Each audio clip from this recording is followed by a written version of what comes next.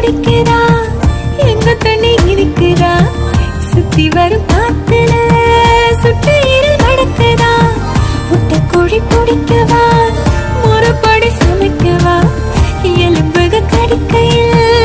என்ன கொஞ்சம் நினைக்கவா மஞ்சோறு ருசிக்கவா சமைச்ச கைய கொஞ்சம்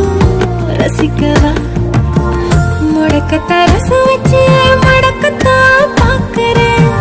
ரெட்டை தோசை சுட்டு வச்சு நாவ காக்குறேன் முக்கண்ணு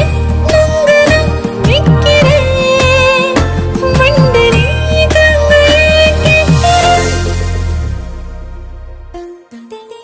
சர சர சார காத்து வீசும்போது சார பார்த்து பேசும்போது சார